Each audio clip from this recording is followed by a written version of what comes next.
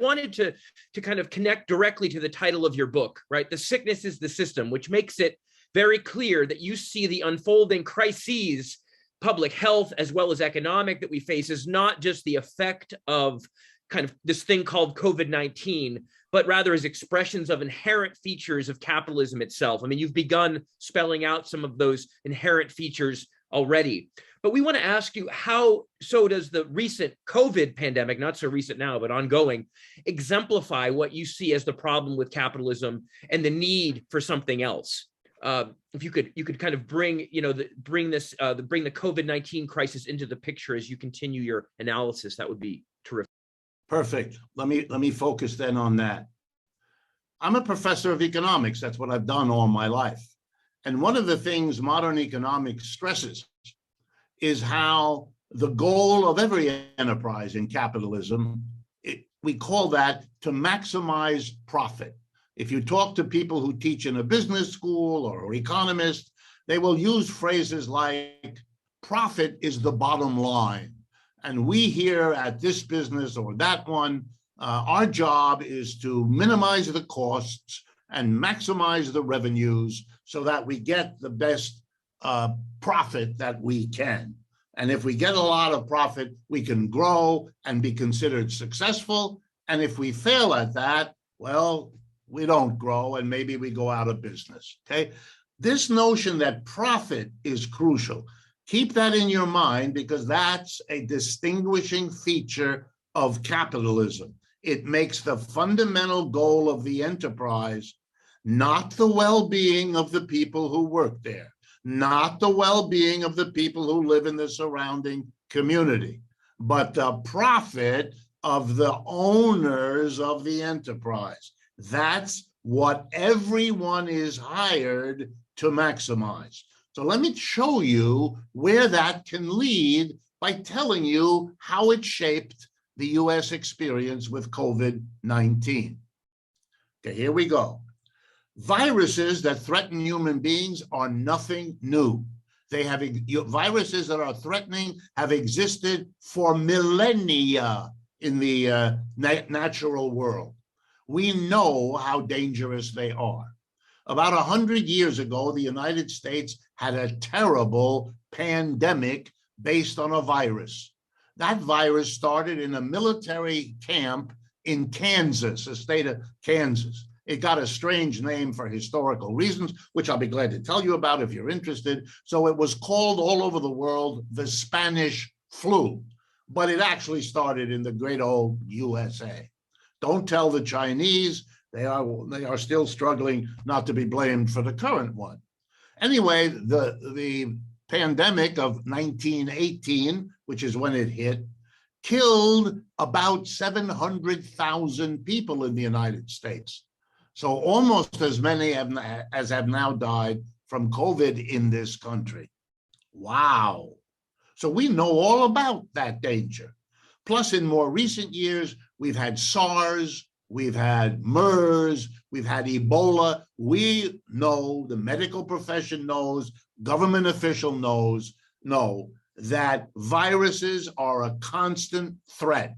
And you have to be, here we go now, if you give a damn about what we call public health, you have to be prepared. It's a little bit like you having a jar of aspirin in your bathroom. So if you get sick, you can give somebody an aspirin or have a Band-Aid. I mean, this is not rocket science. Okay, so here becomes now the problem. When COVID-19 hits the United States in March of the year 2020, guess what? We weren't prepared. What do I mean? We didn't have stocks of masks and tests and ventilators and ICU units and emergency facilities carefully located around the country where our population is so that we could handle what we knew we had to be prepared for. Well, why weren't we? Well, the answer is, here we go, the profit motive of capitalism. We allow things like tests and ventilators and masks to be privately produced by companies whose purpose is not to prepare for a virus, but instead to maximize their profits. And so they did what they're supposed to. They looked at the world and they said, we could produce tests and masks and all the rest. But you know, it's expensive to produce them. Then it's expensive to distribute them in warehouses around the country where they need to be. And then we'll have to wait who knows how many years before they're actually needed when the next sickness hits. That's too risky. That's not profitable enough. So what did they do? They made other things that were more profitable because that's what they learned to do when they got their MBA at the business school. So why didn't we get prepared? Because the private capitalist system is not about solving social problems like being prepared for something you know very well is going to be a problem sooner or later. By the way, other countries, even other capitalist countries who don't have the profit motive so uppermost in their minds as we do here in America, were able to be prepared. And you know, there's an easy way it could have been done. The government could have come in, the US government, and it could have said to these companies, okay, you won't do it because as private capitalists, that's not how you work. We get it. So here's what we're going to do. We are going to order from you right now 50 million masks and 100 million testing kits and whatever. And then we, the government, will buy them from you as fast as you produce them. So you'll know your profit. There'll be no risk, no waiting.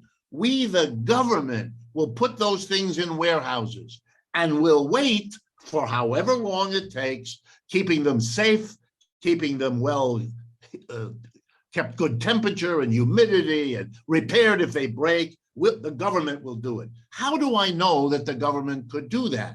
Because the US government already does that, but not for public health.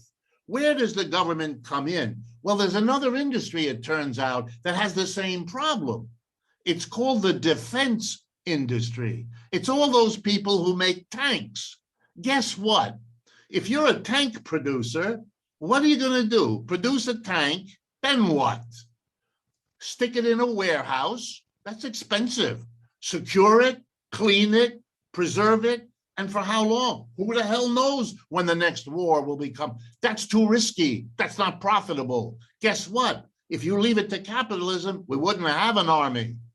So the government comes in and takes all the risk away. The government says, you make them, we'll buy them, and then we, the government, by the way, at taxpayer expense, stores the stuff, repairs the stuff, maintains the stuff, and for how long?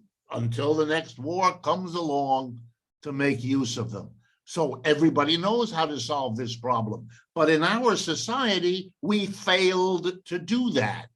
The government didn't come in and do in the medical care, in the public health interest, what it did for the military.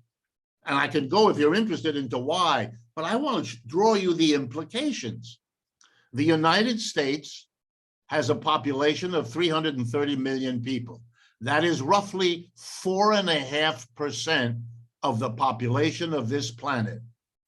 But we account for nearly 20% of the people who have died from COVID. One of the richest countries in the world with a highly developed medical system is a disaster for itself. It destroyed almost 1 million people if you count properly. I know the official is in the neighborhood of 750,000, but there's a lot of undercount. Well, you know, eventually we'll get the number right. It's an enormous catastrophe. And Professor And Wolff, it's because of a profit-focused system. Why in the world would you put something as fundamental as the public health into a position where this could even begin to happen?